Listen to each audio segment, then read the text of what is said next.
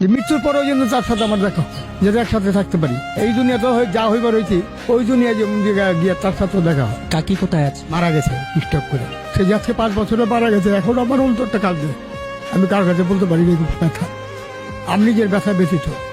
এত ভালোবাসতেন কাকি আপনি? আপনার কাকিকে এই স্টুডেন্ট থেকে আমি নিয়ে গেছিলাম, এখান থেকে আমি নিয়ে গেছি 25 তলার থেকে। কিন্তু তাকে নিয়ে আমি সংসার করি 30 বছর। 30 বছর সংসার করার পরে সে মারা গেছে। আমি একটা ছাগল দিয়ে 16টা ছাগল করছিলাম। ছাগল করার পরে ছাগলগুলি আমার চোরে নিয়ে গেলো এক রাত্রে। নেওয়ার পরে সে চিন্তা ব্রেন স্ট্রোক করে দিল, তার হাত পা পুঙ্গ হয়ে গেল।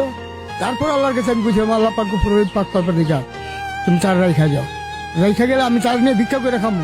কিন্তু তারা এতটুকু আদর করছে, কিন্তু সে তো থাকে, সে চলে যেতে আবার ছিল। কাকিকে এত বেশি ভালোবাসতেন কেন? কারণ তারা ভালো আছে এই কারণে, তারও এক অসহায়, আমিও অসহায়।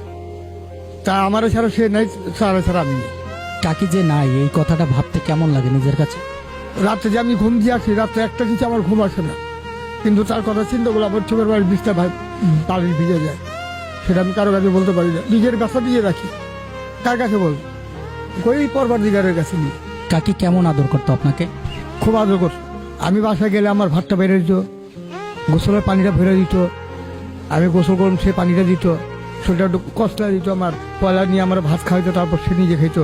কাকির সবচেয়ে কোন স্মৃতিগুলো বেশি মনে পড়ে? সে একটা আমার গোলসান মানা গেছে, আমার রিক্সা চালানোর পয়সা দিয়ে। মৃত্যুর পরেও তার কাছাকাছি থাকতে চান? চাইতেছি আল্লাহ পাক যদি এটা কবুল করে আবার এরপরে একটা, এই আমি তার কাছে আপনার করে আর কিছু ছিল।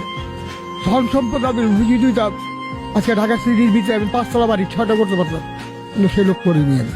কারো চেনা পয়সা আনুম সেই হিসাব কিতাব করিনি। আমি চিন্তা করি যে আল্লাহ পাক আমার সব পথে নিও, আলিকাল মৌত যখন আসবে তখন যেমন আল্লাহর কালামটা পড়ে আমি মোট লা ইলাহা ইল্লাল্লাহু মুহাম্মাদুর রাসূলুল্লাহ বলে যেমন আমি মৃত্যুবরণ করতে পারি। এখন একটা জিনিস আমি করি না, নমস্কার করতে পারি সময় পাই, কারণ আমার শরীর নোংরা। আমি এই অবস্থা মসজিদে গেলে আমার দৌড়া দিব সবাই। গুলিস্তানে কোথায় থাকেন? এই স্টেডিয়াম। রাত যাপন করেন এই খোলা আকাশে নিচে? এছাড়া কোথাও যাবো? একটা ঘর ভাড়া নিতে গেলে 3000 থেকে 4,500 টাকা দিতে হয় ভাড়া। কেন আমি রিক্সার কাজ চালাই, এখন কয় টাকা কামাই?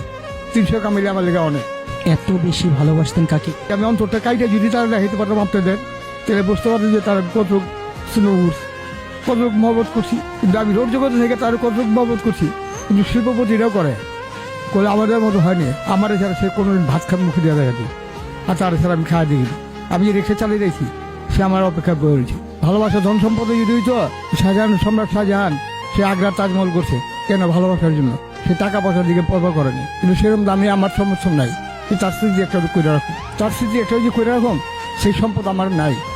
আমার যদি থাকতো আমি ঠিকই করে রাখতাম, অন্তরে রাখছি। এখন খারাপ লাগে না এই বয়সে রিক্সা চালাতে হয়, খোলা আকাশের নিচে ঘুমা? খারাপ লাগে, কি করুন? পেট যদি আল্লাহ পাক না দিত আমি রিক্সা চালাইতাম না। পেটটা দিয়ে আল্লাহ আমার ঠেকাই দিয়েছে।